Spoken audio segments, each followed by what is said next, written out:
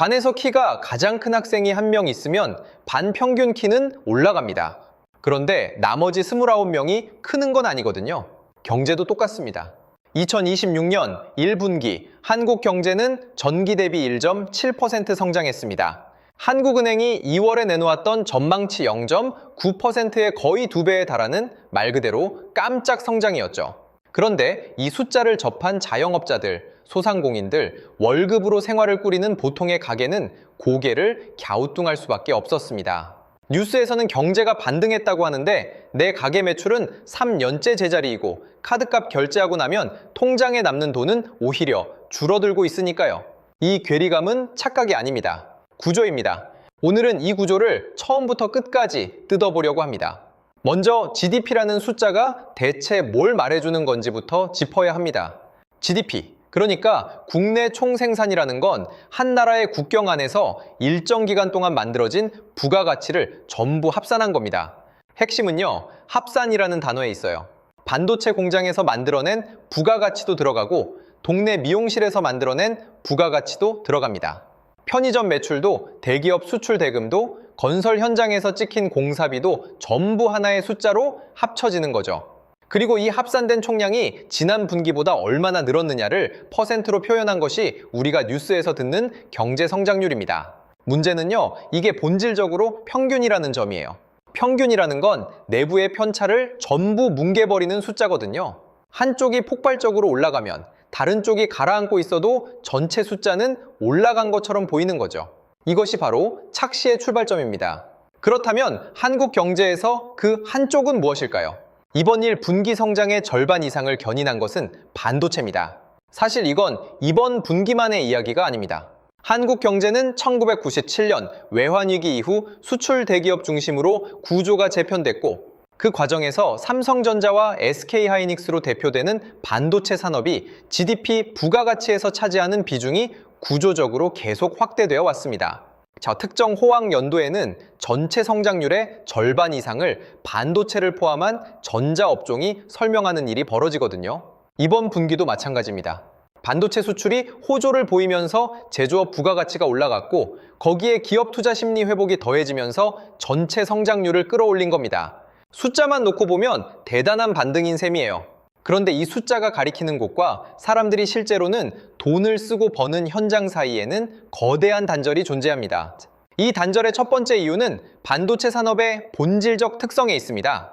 반도체는 장치 산업이에요. 수조 원짜리 장비를 깔아놓고 소수의 고숙련 엔지니어가 운용하는 구조이기 때문에 수출액이 아무리 크게 늘어도 그것이 곧바로 대규모 일자리 창출로 이어지지 않습니다. 경제학에서 이걸 취업 유발 계수라고 부르는데 반도체 산업의 취업 유발 계수는 제조업 평균보다 낮은 수준입니다. 수출 10억 원이 늘어났을 때 만들어지는 일자리 수가 다른 제조업에 비해 적다는 뜻이에요. 생산이 늘어나서 발생하는 이익의 대부분은 자본 투자, 그러니까 장비 구매와 시설 확장, 그리고 소수 핵심 인력의 보상에 집중되는 거죠. 동네 식당, 세탁소, 학원, 카페 같은 서비스업과의 연결, 고리는 놀라울 정도로 약합니다. 여기서 사람들이 흔히 기대하는 것이 이른바 낙수 효과입니다. 대기업이 잘 되면 그 돈이 하청업체로, 임금으로, 소비로 흘러내려서 결국 경제 전체가 좋아질 거라는 논리죠.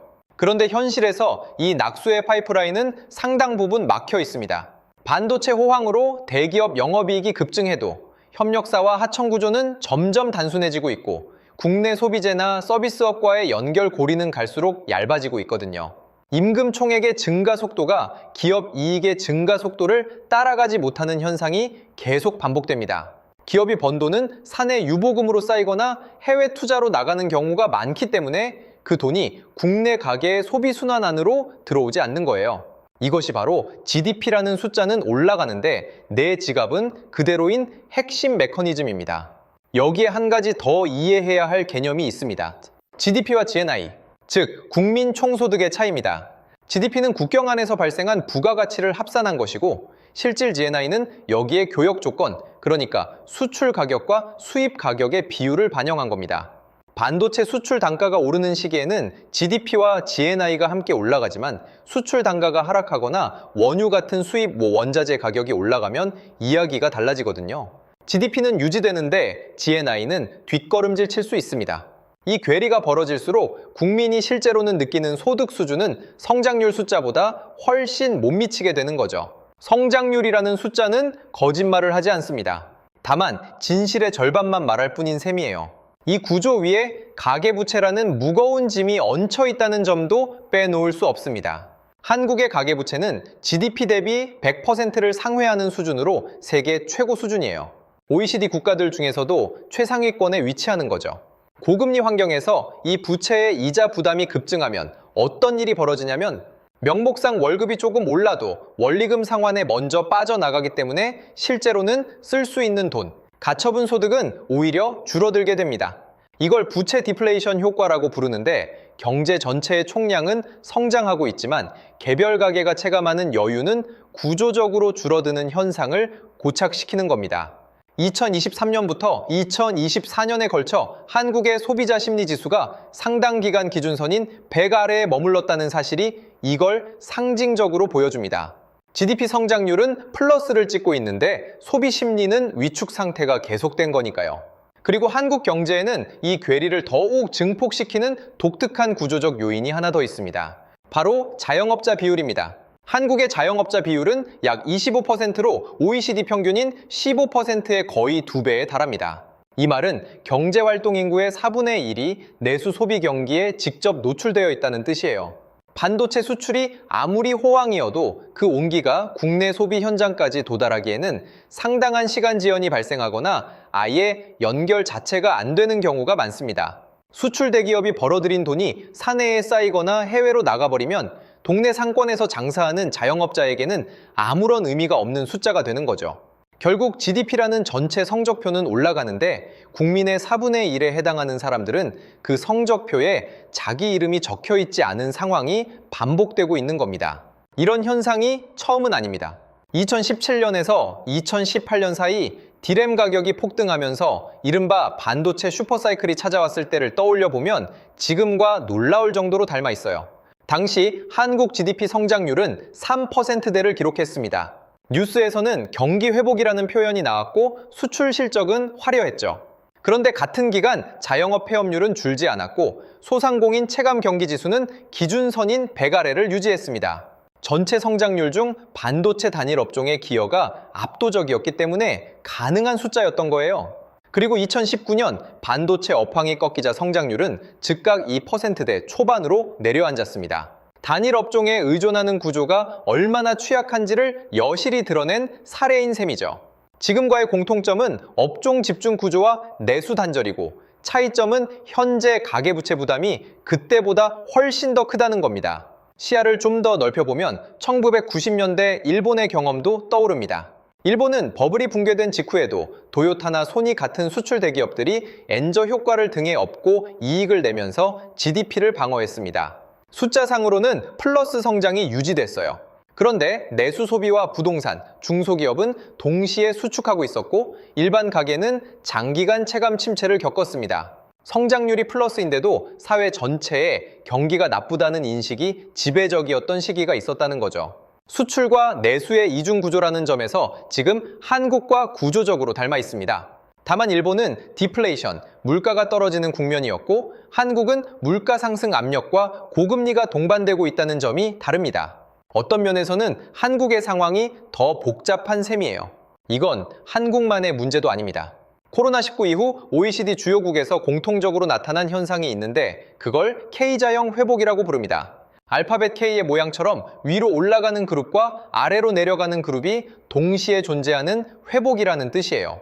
상위 자산 보유 계층은 금융자산과 부동산 가격 상승으로 빠르게 회복한 반면 중하위 임금 노동자와 자영업자는 물가 상승에 실질 임금이 잠식당했습니다.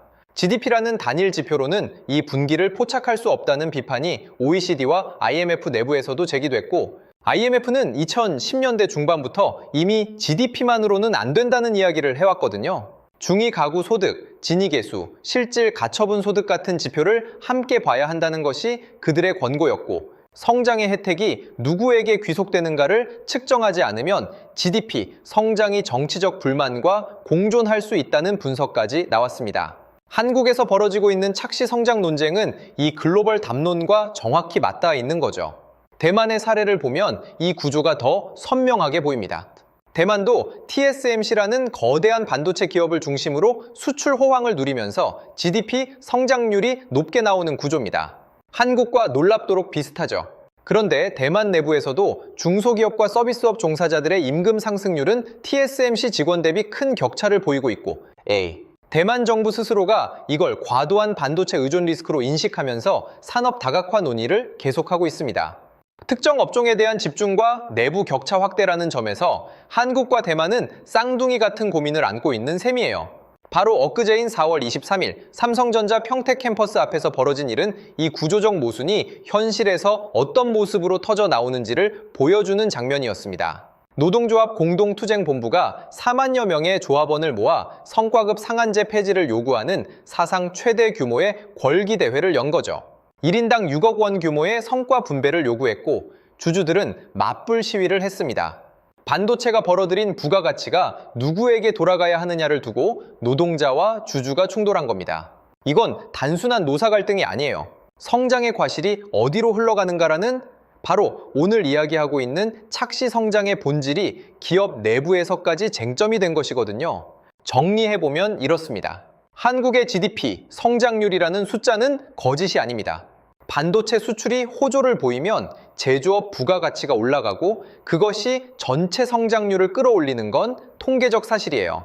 그런데 그 성장이 소수의 장치 산업에 집중되어 있고 고용 연계가 약하고 기업 이익이 가계 소득 순환으로 흘러들어오지 않고 그 위에 GDP 대비 100%를 넘는 가계 부채의 이자 부담이 가처분 소득을 잠식하고 인구의 4분의 1에 달하는 자영업자가 내수 경기의 최전선에서 수출 호황의 사각지대에 놓여 있는 이 모든 구조가 겹쳐지면 성장률이라는 숫자와 체감 경기 사이에는 물을 수 없는 간극이 생기는 겁니다.